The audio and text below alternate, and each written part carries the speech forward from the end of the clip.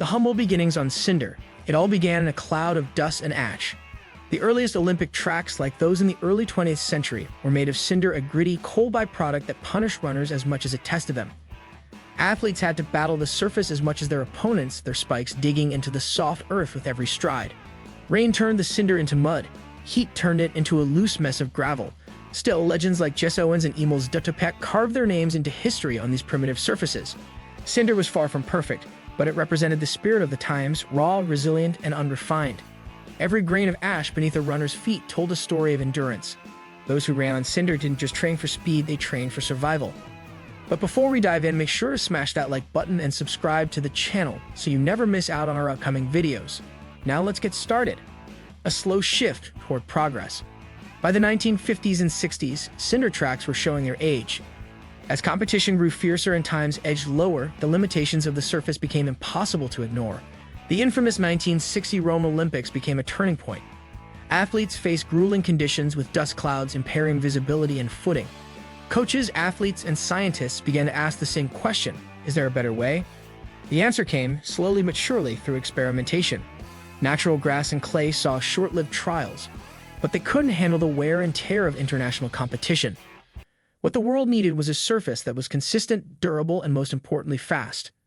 As athletes pushed the boundaries of human performance, the demand for a more reliable surface became louder. Runners needed tracks that could withstand varying climates, support explosive speed, and reduce injury risks from unstable footing. The inconsistencies of cinder meant that weather could dictate outcomes, turning elite competitions into unpredictable gambles. Around this time, innovations in material science began offering glimmers of hope. Engineers and sports scientists started exploring synthetic compounds, envisioning a future where the track itself could become a performance enhancer rather than a hurdle. The dawn of synthetic revolution? Enter tartan track. Debuting in the late 1960s, this synthetic surface was a game-changer. Created by 3M, it blended polyurethane and rubber to form a resilient, weatherproof, and even surface that revolutionized sprinting. Athletes who once battled through slush and debris now found themselves almost floating across the lanes. The 1968 Mexico City Olympics was the breakout moment. Bob Beeman's legendary long jump of 8.90 meters, smashing the world record by an astonishing 55 centimeters, wasn't just about altitude, it was about surface. Synthetic tracks gave athletes the consistency needed to push the limits of the human body. Tartan tracks quickly became the new standard, marking the first major step in track technology's evolution. But the journey was far from over. The introduction of tartan track marked a pivotal shift not just in performance, but in the philosophy of athletic preparation. Coaches began to rethink training methods, knowing that their athletes could now rely on a uniform surface regardless of weather or location. This predictability allowed for more precise monitoring of technique, pacing, and biomechanics. The age of engineering begins. As the 1980s rolled in, track surfaces began to see sophisticated upgrades. Companies began engineering tracks with more bounce, better energy return, and specialized grip patterns to improve traction. Track design itself was rethought. Curves were recalculated for minimal deceleration, drainage systems were built in, and surfaces were designed with shock absorption in mind to reduce injuries. But perhaps the most groundbreaking shift was not just in the material, it was in the mindset.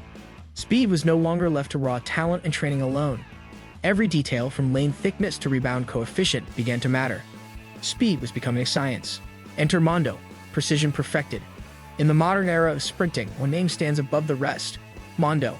Founded in 1948, this Italian company revolutionized the modern track surface. Mondo's products began appearing in major athletic events in the 1970s, but it was the 1992 Barcelona Olympics where they truly cemented their legacy. Mondo tracks are made from vulcanized rubber, not poured, but prefabricated and unrolled like carpet. This precision manufacturing gives them a perfectly even thickness, a high-grip surface, and unparalleled energy return. Athletes describe running on Mondo as springy, almost like being launched forward with every stride. The surface is designed to transfer the athlete's energy efficiently into forward motion, with minimal energy lost to the ground. It's not just about traction or softness, it's about biomechanics and physics working together. The proof? Just look at the times.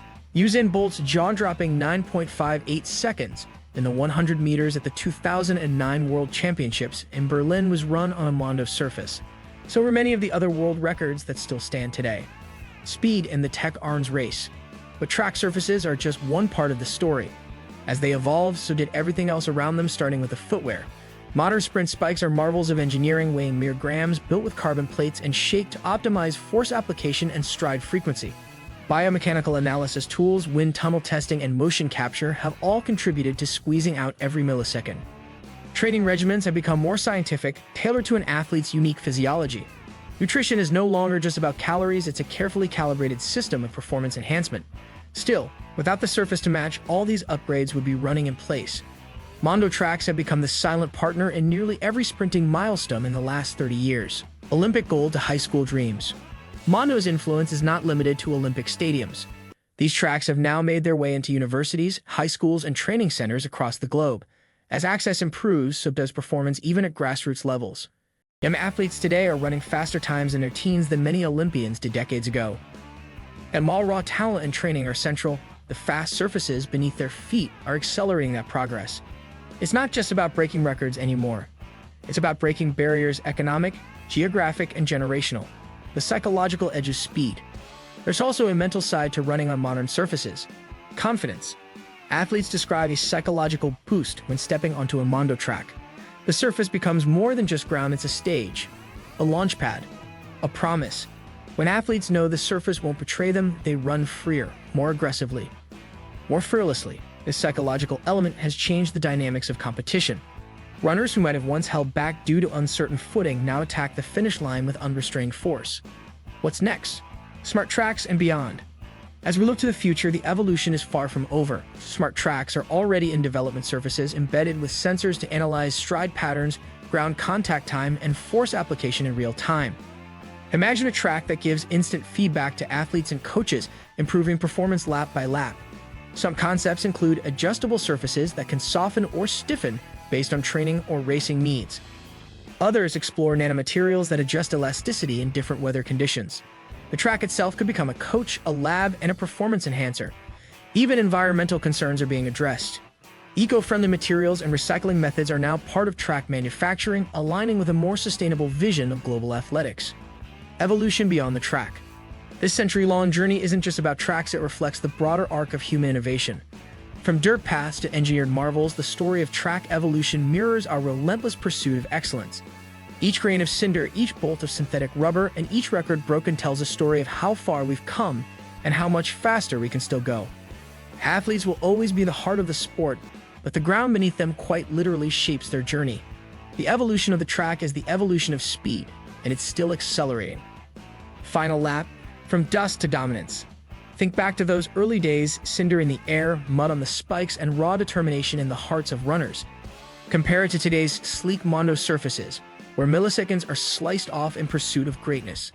This isn't just a story of surfaces.